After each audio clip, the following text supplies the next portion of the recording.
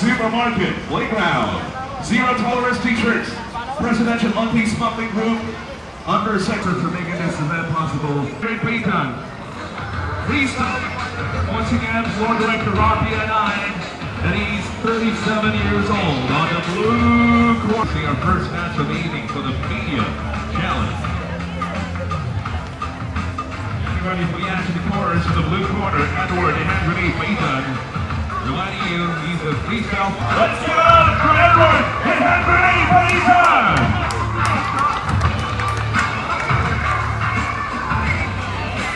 Here it is, making his way. Nice truck.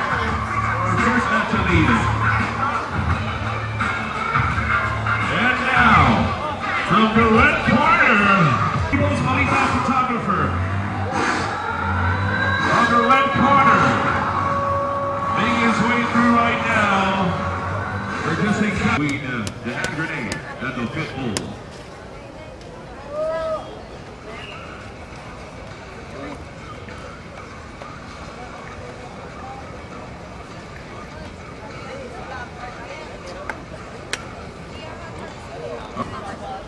Alright, here it is.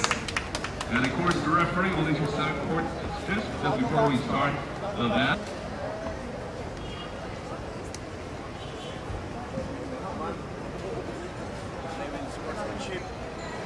Wait, committing foul. Back to your corner.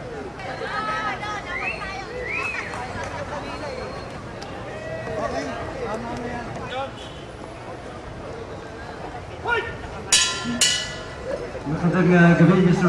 Roberto Valdez. I'm very happy na makasama tayo ngayon dito sa commenting ng Media Kickboxing Challenge Day. Isa rin mga Taas kamay!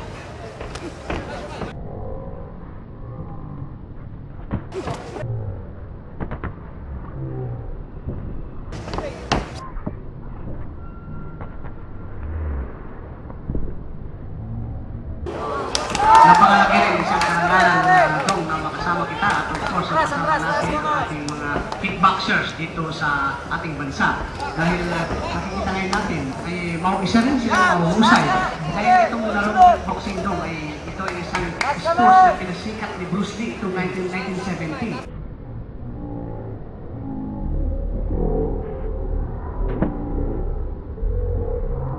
At sa katunayan, sa pagsikat at kasikatan ng Bruce Panligan at kanyang mga pinasiglo sa sports, ay ito ay ilalampan ng iba't ibang klase ng martial art. Kaya kung makikita mo, andito yung karate versus doon sa isang combat aikido black belt na naglalaro. Pero they are fighting in the name and under the rules of the kickboxing. So, maraming salamat ito dahil sa kabutihang palad na meron tayong isang butihing presidente ng kickboxing dito sa ating bansa, si Mayor Abraham Tolentino.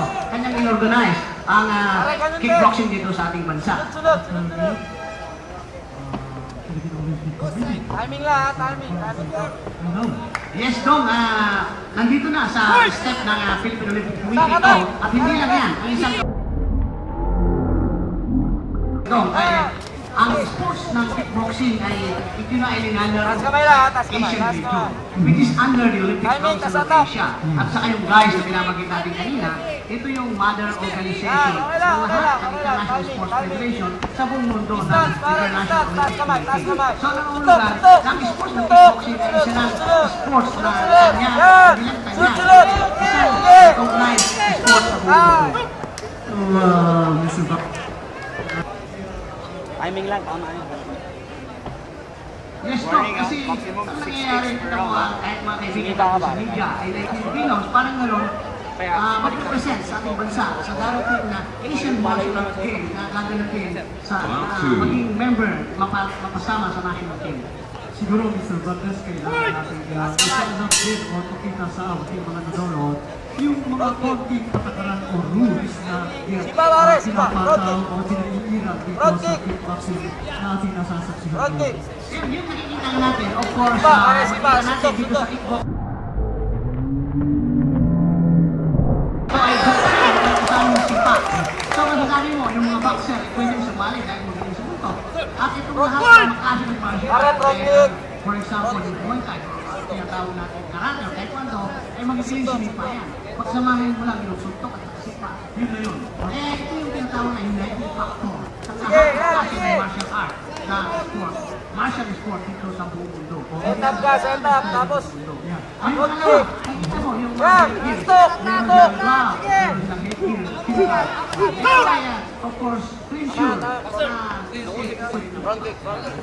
kasi ang essence pa rin, ang pinaka-essence pa rin ng primary goal ng Kickboxing Association ng ating bansa ay safety ng ating mga atleta. Pare, front kick. Set up. Una ka na sipa. Timing, timing, timing. Go! Kasama sa judges or ng ating referees. Boxer natin dito sa yung boxer natin. Pare, attack, attack. Pare, attack. Attack. Ayun na. Front kick din, front kick.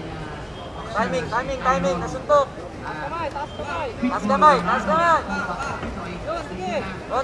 Front kick, pare.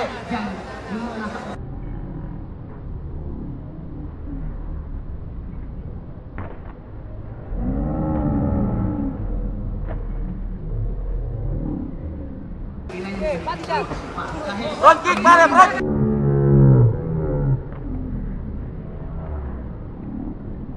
Pare, front kick ka, ikaw. Pare, front kick ka. May issue na merong combination lagi yung sipa at suntok. Kaya hindi lang ito pure boxing, hindi ito pure na suntukan. That duo, Meralco, Isaac Pastor. Okay, maraming salamat pala sa tumulungan of course ng Mr. Rock kahit ilaw yung ito. At masabi ko sa very exciting. Itong most exciting sport sa mga larong kickboxing. At dito sa ating mga technical officers, kita din natin na talagang kung gaano kadiliksima ating mga fighters, ganun din sila. Sa iba, Yun! Kasi Ostong, dahil yan ay lahat ng mga yung mga tested na yan sa mga klase ng martial art. Di ba? Kaya kikita mo ito, ito yung si Relax. sumusugot, ito si Pitbull, Leonardo. Yan, sumupa pa rin, ito si Edward. Hindi na guntos. Kasi sports yan no, pag nakahiga na sports ito, kaya pabayaan mo na, patayoin mo na. So, sumusugod ngayon, ito si Val, Leonardo ng Combat Taekwondo. Siya ngayon ang sumusugod, pero inaabangan naman siya ni Edward. Ready Paitan, isang karate brown belt and floor director ng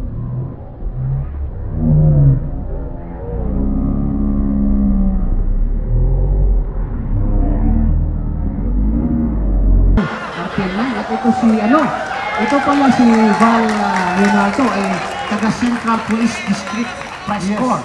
Talagang ito ay isang black belt ito ng Combat Aikido. Okay, isa siyang photographer ng People's Balita. Dong ay sumusugod, ganyan talaga ng sport. Nakakalaman.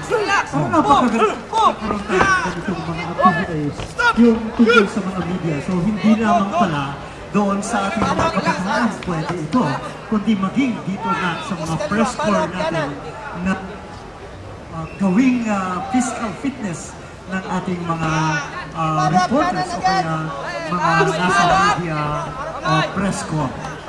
Yes, Dong, yung skill kasi nito ng sports, isa rin ito na parang ikaw na rin ang kanyang physical. Pinunan pa rin dyan yung physical body, yung katawan. Parang yung kanilang physical. So, kailangan pagyamanin ang kanilang physical katawan. At ito mo natin na hindi lang natutuwa ko dahil in-embrace nila ang kickboxing.